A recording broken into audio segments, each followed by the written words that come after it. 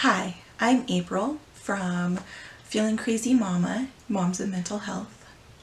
I've been trying to take the past couple of weeks to sit with my thoughts, to breathe and process. In my younger days, I would have been out there with the protests, fists in the air, trying to have people hear my message. And for a lot of different reasons these days, that's just not a possibility for me. And so I've been thinking about, well, what can I do? What do I bring to the table?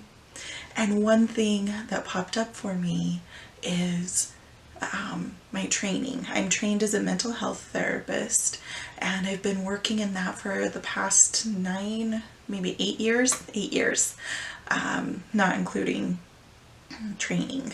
So I've mostly worked in trauma, helping those who have experienced trauma to be able to live more fulfilling lives and lives where they feel they can thrive. And so for me, it feels like that's my wheelhouse. That's maybe where I can assist in what's going on. I don't want to be silent. I've been silenced for so many years in so many different ways, which we'll come to talk about. But today, I wanted to start with something that I find so foundational and so important, and that's the breath, right? This is what we've heard, and for some of us, what we've experienced over and over, that sensation or that message of, I can't breathe. I want to start off by saying a little bit about myself so you know who you're talking to. You know, I'm a therapist, that's one thing, but who am I? I'm something years old, 38, 37. I don't know. Just kidding. I'm 37 years old. The reason why I tell you that part is to give some kind of context of where I am in this journey of life, of what politics might have been like when I was a child versus where things are now. And I say politics not as this thing to say that it's something outside of ourselves. Politics affects the air we breathe, quite literally. It impacts whether someone can go to school, how they get to school, how their teachers interact with them. It's everything. So I was born in 1982. It's during a time, as far as I hear, because I wasn't very cognizant at that time, of people still pulling on this thread of, I can still vocally be racist and still have respect for my community. Now, don't get me wrong, that still happens. One thing to illustrate this is a story that my mom told me, and that is of when I was little, she took us to the park. Oh, I'm going to mention too, I'm biracial. I have a white mother and a black father, and so this was my white mother taking her 3 little biracial kids to the park. And as soon as my mom got there, the voices, the chatter started. And every single, she said, the playground was full. Every single person got up and left. For me now, I'm pretty introverted. So to me, cool, park to myself, right? But there's that underlying message of there's something wrong with me. There's something wrong with us. And that's the environment I was in as I was raised. And so that's going to impact how I see things and how I live in this life. Grew up through color blindness. I don't see your color. Don't worry. I have your back. I don't see your color. Cool. My husband makes this joke about, oh, you must be invisible then if they can't see color and it's so apparent. And it's a joke, and it's so painfully true, because what would get through to me is, well, if you don't see this very important part of myself, you don't see my history, you don't see my ancestors, you don't see my family, you're not truly seeing me. So there is this aspect of invisibility that's with me to this day. I will walk down the street and my kids want to go and play in other people's yards. And I hurry and draw them back because that's the respectful thing to do, right? But also, I don't want to draw attention to myself because then I have to have a conversation. And I don't know how that conversation is going to go. I don't know if that conversation is going to be safe for myself or for my children. I don't know what's going to be said to me in front of my children. And so I try to stay invisible. So that's a little bit about me and where I came from and where I'm at now, and still in that invisibility, wanting to get out a message to people to take care of themselves. Because even though I'm not out there, I feel this pain surging right now, surging through our communities, surging throughout the world. I feel sensitive to energies, and it's so big. It's so very big. So I figured one thing I can do is make a video to remind y'all to stop, if even just for a moment, to check in with yourselves, to sit and to breathe.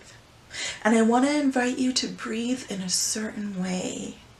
So when we take a deep breath, sometimes we breathe up here and our chest rises and falls. And guess what? That gets our heartbeat going. And if we're out at a protest, if we're at home watching social media and our heart's already pounding, that's not going to help things. That's going to make you feel more anxiety. It's going to make you feel more amped up, in a negative way. Not necessarily want to get out there and fight for who I am, fight for rights, fight for justice.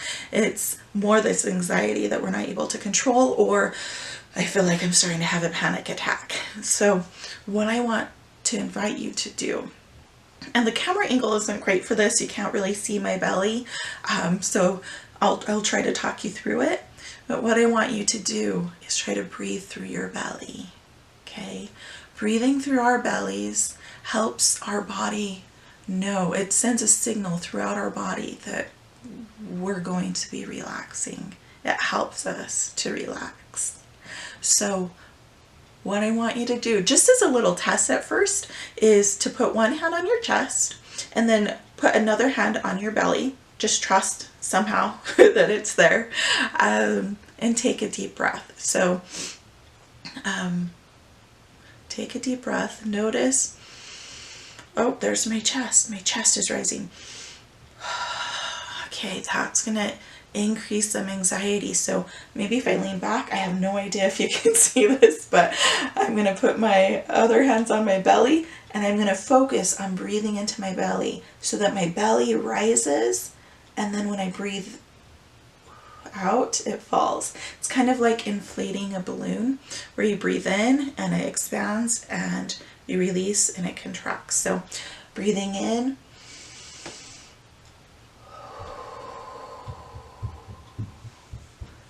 okay. For those of you who are singers, you know diaphragmatic breathing. I have yet to accomplish that, but from what I hear, that sends that response as well to relax and to soothe and calm. So if you can breathe through your full lungs, go for it. If you feel some pressure building up and some anxiety, focus just on the belly. So what I'm going to have us do, what I'm going to invite you to do, is take 4 long breaths. I'll lead you through it in just a minute. But what I want you to do is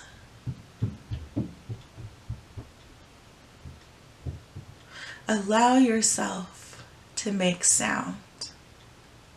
We were talking about invisibility, right? About the need to express yourself.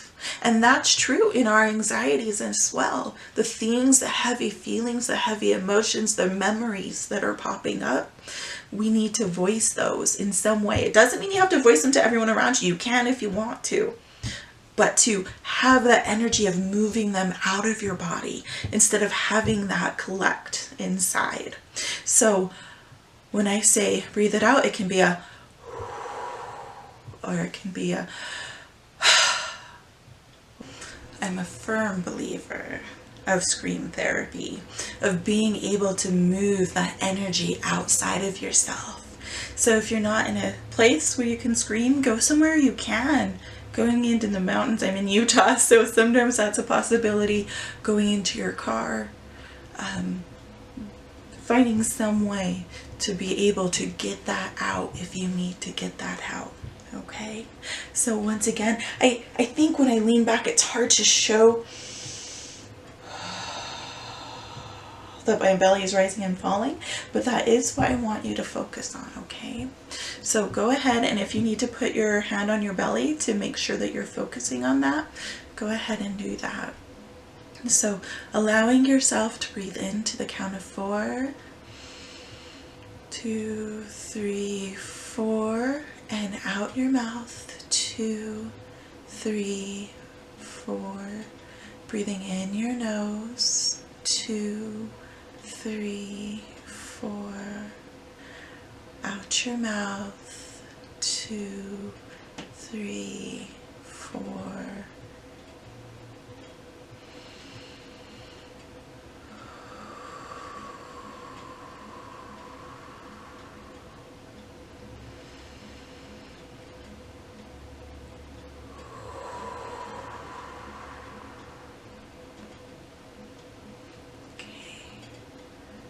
Returning to the room.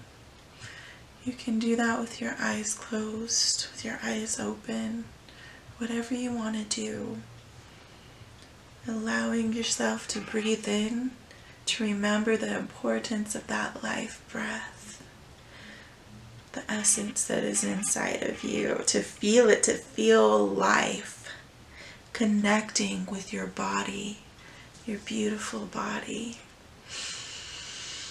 No, it wants you, says me, I might be wrong. I know mine wants me to be inside of it.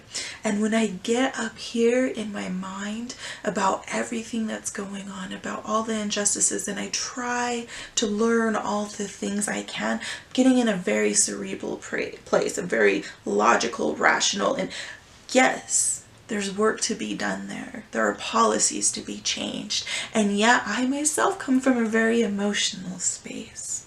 And so I don't always want to live up here. I need to take a break sometimes. And I invite you to take a break sometimes.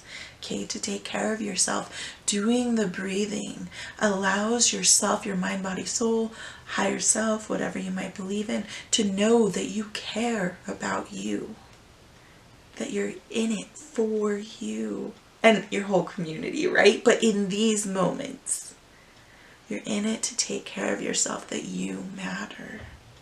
Let's hear that, okay?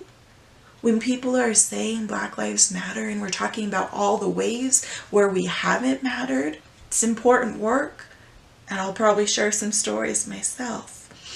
When we're just in that space, we're not necessarily practicing, well, we're practicing in a certain way, but there are also other ways of practicing how I do matter. Allowing myself to know, allowing my mind, body, spirit, feelings, emotion, that I care about me, to celebrate me. Okay, so that's what I want to invite you to do. Go ahead and take that with you, 4 breaths. I believe in having things with you that you don't have to buy to make yourself feel like, oh, I'm meditating, or that this is self-care. I call it radical care of self, to claim those moments that you're able to and really nurture and take care of yourself, take care of your body. All right, so that's my invitation. Anytime you can, doing those 4 breaths, 3 breaths, 10 seconds, 5 minutes, whatever you have. Take them and connect. bless.